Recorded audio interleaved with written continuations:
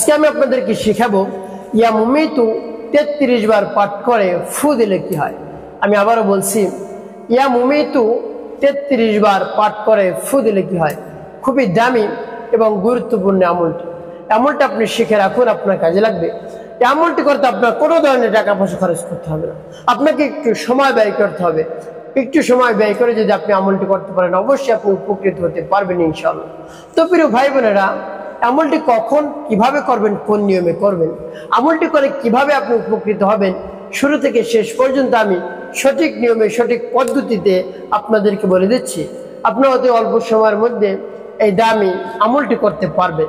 তো প্রিয় ভাই বোনেরা, বিস্তারিত জানার জন্য, আমলটি শিখে রাখার জন্য ভিডিওটি না টেনে না কেটে ধৈর্য সহকারে শেষ পর্যন্ত দেখার অনুরোধ থাকবে, তাহলে আপনি সঠিক নিয়মে আমলটি করতে পারবেন। তো প্রিয় ভাই বোনেরা, শুরুতে আমি বলবো আমলটি কেমন করে করবেন, তারপরে আমি বলে দেবো এভাবে আমল করে কোন উদ্দেশ্যের জন্য আপনি আমলটি করলেন। তাহলে চলুন শুরুতে জেনে নেওয়া যাক কিভাবে আমলটি করতে হয়।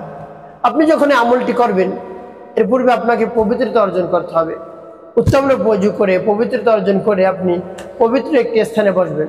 নামাজের মুসল্লায় বসতে পারেন বা অন্য যে কোনো জায়গায় বসতে পারেন যেখানে একেবারে পরিষ্কার রয়েছে, পবিত্র রয়েছে। এভাবে একটি স্থানে বসবেন। বসে সর্বপ্রথম কি পাঠ করবেন?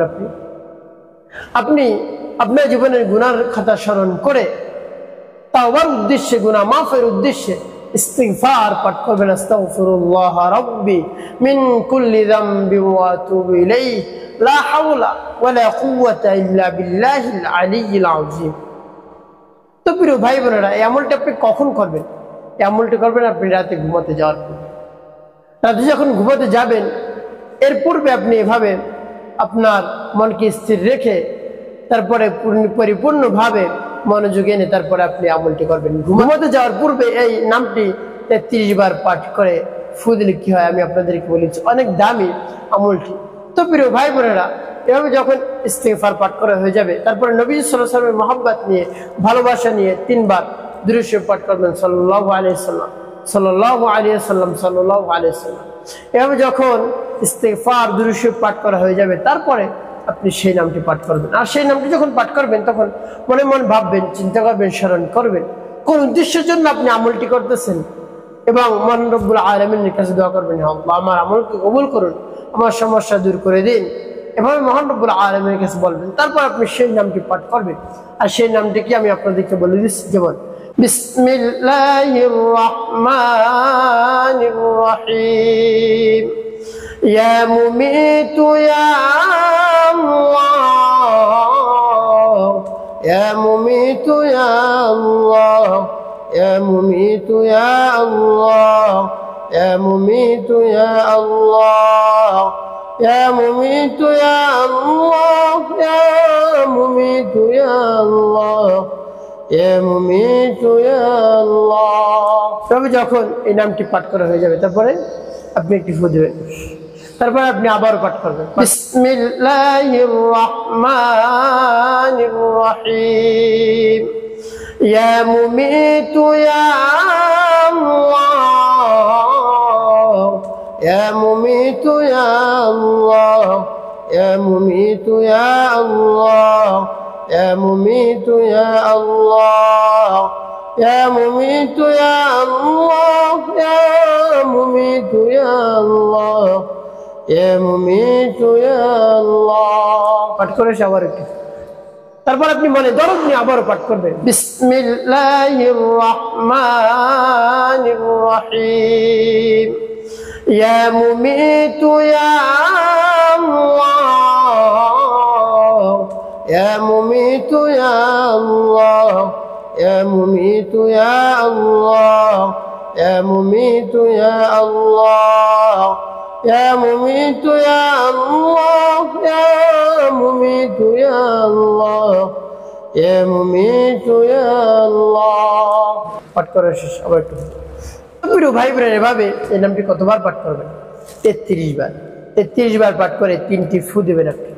এভাবে যখন ফু দেওয়া হয়ে যাবে, তারপরে নবী সাল্লাল্লাহু আলাইহি ওয়াসাল্লামের মহব্বত নিয়ে, ভালোবাসা নিয়ে 3 বার দুরূদ ইব্রাহিম পাঠ করবেন। আল্লাহুম্মা সাল্লি আলা মুহাম্মাদ ওয়া আলা আলি মুহাম্মাদ কামা সাল্লাইতা আলা ইব্রাহিম ওয়া আলা আলি ইব্রাহিম ইন্নাকা হামিদুম মাজিদ। আল্লাহুম্মা বারিক আলা মুহাম্মাদ ওয়া আলা আলি মুহাম্মাদ কামা বারাকতা আলা ইব্রাহিম ওয়া আলা আলি ইব্রাহিম ইন্নাকা হামিদুম মাজিদ। আল্লাহুম্মা সাল্লি আলা মুহাম্মাদ ওয়া আলা আলি মুহাম্মাদ কামা সাল্লাইতা আলা ইব্রাহিম ওয়া আলা আলি ইব্রাহিম ইন্নাকা হামিদুম মাজিদ। আল্লাহুম্মা বারিক আলা মুহাম্মাদ ওয়া আলা আলি মুহাম্মাদ কামা বারাকতা আলা ইব্রাহিম ওয়া আলা আলি ইব্রাহিম ইন্নাকা হামিদুম মাজিদ। এভাবে যখন 3 বার দুরূদ ইব্রাহিম পাঠ করা হয়ে যাবে, তারপরে আপনি 2টি ফু দিবেন। তো প্রিয় ভাই বোনেরা, এভাবে মোট 5টি ফু দিয়ে আপনার আমলটি করা হয়ে গেল। কোন উদ্দেশ্যের জন্য আপনি আমলটি করলেন এবং কেন করলেন, রাতে ঘুমানোর পূর্বে আমি আপনাদেরকে বলে দিচ্ছি। তো প্রিয় ভাই বোনেরা, আমলটি রাতে ঘুমাতে যাওয়ার পূর্বে এই জন্য আপনি করবেন, আপনাকে যদি কেউ ক্ষতি করে তাহলে আপনি আমলটি করার পূর্বে আপনি একেবারে মনোযোগ হয়ে স্থির হয়ে বিশ্বাস রেখে আমলটি করে যদি আপনি ঘুমিয়ে পড়তে পারেন, ঘুমিয়ে পড়েন, তাহলে আপনি স্বপ্নের মধ্যে দেখবেন আপনাকে যদি কেউ ক্ষতি করে থাকে তাকে আপনি দেখতে পারবেন ইনশাআল্লাহ। আপনাকে যদি কেউ ক্ষতি করার জন্য জাদুটোনা, ব্ল্যাক ম্যাজিক, কুফরি কালাম, বানটোনা মেরেছে, আপনি তাকে দেখতে পারবেন, তার চেহারা দেখতে পারবেন ইনশাআল্লাহ। আপনি এই নামটি পড়ুন, ইয়া মুমিতু ইয়া আল্লাহ, ইয়া মুমিতু ইয়া আল্লাহ, ইয়া মুমিতু ইয়া আল্লাহ। মহান রব্বুল আলামিনের উপর পূর্ণ বিশ্বাস এবং আস্থা রেখে আপনি আমলটি করে ঘুমিয়ে যাবেন। সুন্নাত তরিকায় ঘুমাবেন, ডান কাত হয়ে কিবলামুখী হয়ে ঘুমানোর দোয়াটি পাঠ করবেন, আল্লাহুম্মা বিসমিকা আমুতু ওয়া আহইয়া। এভাবে ডান কাত হয়ে ঘুমিয়ে যাবেন এবং মনে মনে নিয়ত করবেন, আল্লাহ আমাকে ফজরের নামাজ জামাতের সাথে পড়ার তৌফিক আপনি দান করুন। ফজরের সময় যেন আমার ঘুম ভেঙে যায়, আজান যেন আমি শুনতে পারি, এভাবে মনে নিয়ত করে আপনি ঘুমাবেন।